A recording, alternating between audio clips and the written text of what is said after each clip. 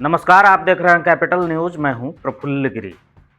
शहर की चमकती कॉलोनियों के पीछे कभी कभी ऐसी कहानियां छिपी होती हैं जो किसी आम आदमी के सपनों को भीतर तक तोड़ देती हैं। ये खबर भी एक ऐसे ही शख्स की है जिसने अपनी जिंदगी की कमाई, अपने बच्चों के भविष्य और अपने हर छोटे बड़े त्याग को जोड़कर 2005 में एक जमीन खरीदी थी। उसके मुताबिक उस जमीन पर उसने भरोसा भी खरीदा था, कागज भी बनवाए थे, केवाला भी करवाया था, म्यूटेशन भी कराया और ईमानदारी से होल्डिंग टैक्स भी भरा।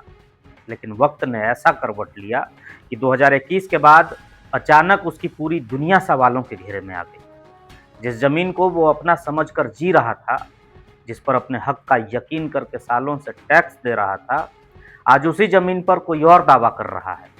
और वजह बताई जा रही है कि खाता और प्लॉट नंबर में गड़बड़ी हुई है।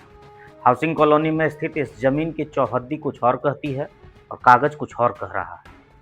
हाथ जोड़ रहे ये वही शख्स राजकिशोर प्रजापति हैं, जिनकी आंखों में अब बेबसी साफ दिखती है।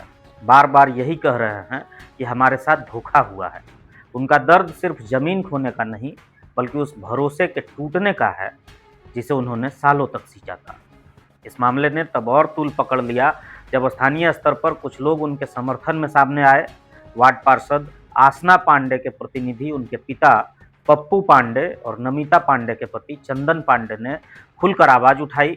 उन्होंने सीधे तौर पर सीओ जागो महतो को कटघरे में खड़ा किया और नंद यादव व प्रमोद यादव पर भी तीखे सवाल दागे। उन्होंने बताया कि यह मामला सिर्फ एक व्यक्ति का नहीं है, बल्कि कई ऐसे लोगों का है जो इसी तरह की परिस्थितियों में पीड़ित हैं और जल्द ही वो भी सामने आएंगे। मैं 2005 में जमीन खरीदा राम दुलारी देवी से, जिसमें नंद कुमार यादव गवाह के रूप में भी है और प्लॉट संख्या 23 में मेरा जो चौहद्दी लिखा हुआ है वही चौहद्दी पर मैं काबिज हूँ। उसी पर मेरा बाउंड्री किया हुआ है और रसीद भी कट रहा है, मोटेशन भी हुआ है। मेरे शासन प्रशासन से निवेदन है कि इसका न्याय दिया जाए। हम लोग बहुत तरह से मानसिक प्रताड़ना किया जा रहा है, मेरी जमीन को लूटा जा रहा है। अगर इस पे कार्रवाई नहीं किया गया तो हम लोग जनप्रतिनिधि हैं, लोगों का विश्वास है, और इस पर कार्रवाई नहीं किया गया तो फिर हम लोग सड़क पे उतरेंगे, इसका विरोध करेंगे पुरजोर तरीके से। राजकिशोर प्रजापति जी को न्याय मिलना चाहिए। जो गलत है वो गलत है, जो सही है उसको न्याय मिलना चाहिए। और सीओ किस आधार पे उनका मोटेशन किया, डिमांड 00 भी नहीं हुआ, किस आधार पे हो गया मोटेशन? तो सब पैसा का खेल नहीं चलेगा, फिर कार्रवाई होना चाहिए और सीओ को एकदम सस्पेंड किया जाना चाहिए।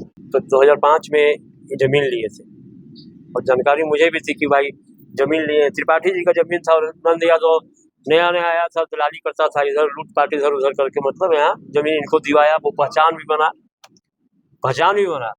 ब्रोकर बन के आया, पहचान भी बना इनका। और अब क्या कर रहा है कि दूसरे के नाम से मोटेशन करवा दिया, अपने नाम से मोटेशन करवा दिया। कम से कम 30 को विक्टिम अभी हैं, 30 विक्टिम हैं। बालटा में सेना के जवान, सिपाही हैं, कुछ लोग और गरीब तबके के लोग हैं जो जिनको वो तंग किया है। उसका जमीन उसको बेच दिया है, उसका जमीन उसको बेच दिया है।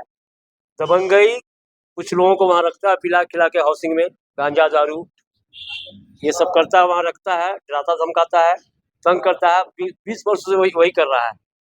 थाना में पता कर लीजिए आप लोग, अभी भी लगता है कि बहुत सारा मुकदमा उसका और प्रमोद यादव के खिलाफ लंबित है।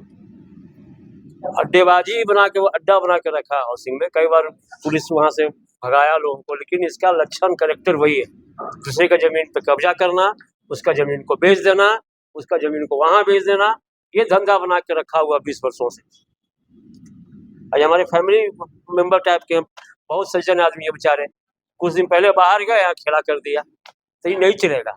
नंद यादव अपने आप को तोप समझेगा ना तो ये डाल्टेंगे की धरती है, जहां से आए वही जनता उठा के फेंकेगा।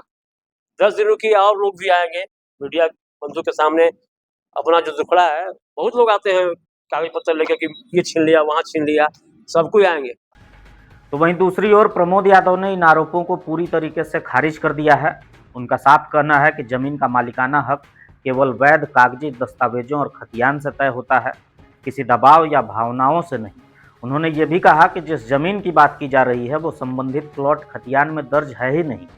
खुद को गांधी और बाबा साहब की विचारधारा से जोड़ते हुए उन्होंने कानूनी प्रक्रिया और फैसलों के सम्मान की बात दोहराई।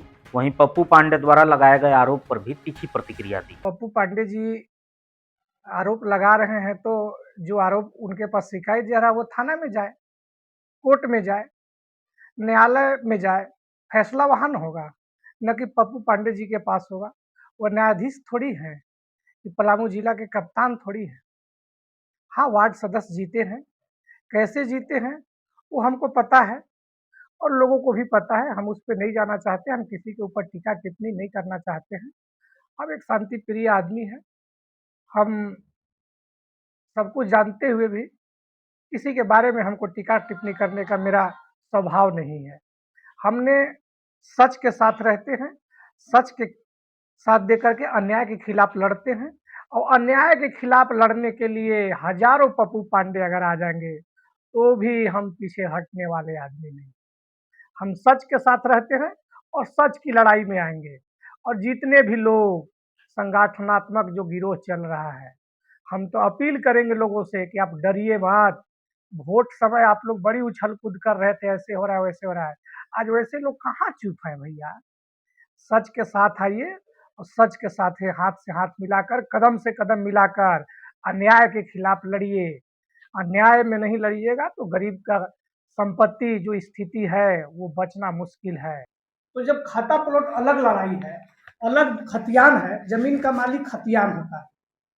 खतियान ही प्रूफ करता है कि जमीन कैसा है। तो उन्होंने बेवजह परेशान करने के लिए अपराधियों से, गुंडों से मिल के हमारा जमीन लूटना चाहते हैं।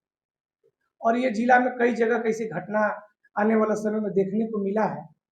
हम प्रशासन से यही मांग करते हैं कि उचित जांच करके, हमको जो सीओ साहब उचित जांच किए हैं और हमको जो डिग्री मिला है उनके यहाँ से, उन लोगों ने आरोप लगाता है सीओ से कि पैसे लेन देन के।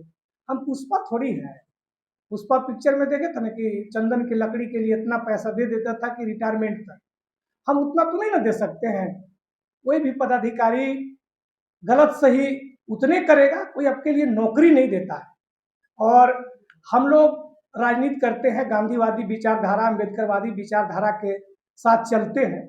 हम लोग भ्रष्टाचार के खिलाफ हैं। हम 10 साल मुखिया रहे हैं, 1 रुपया भी कोई नहीं कह सकता है कि हमने किसी से लिया है, कोई नहीं।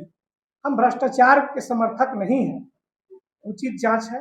मामला LRDC के DCLR के कोर्ट में है, वहाँ उन लोगों ने कल फाइल किया है हम लोगों के खिलाफ में। कोई दिक्कत नहीं, वहाँ भी हम लोग फेस करेंगे और जो उचित होगा वो अब कानून के हाथ में है। अब सवाल है कि अगर कागज और हकीकत के बीच इतना बड़ा फर्क हो सकता है तो भरोसा किस पर किया जाए।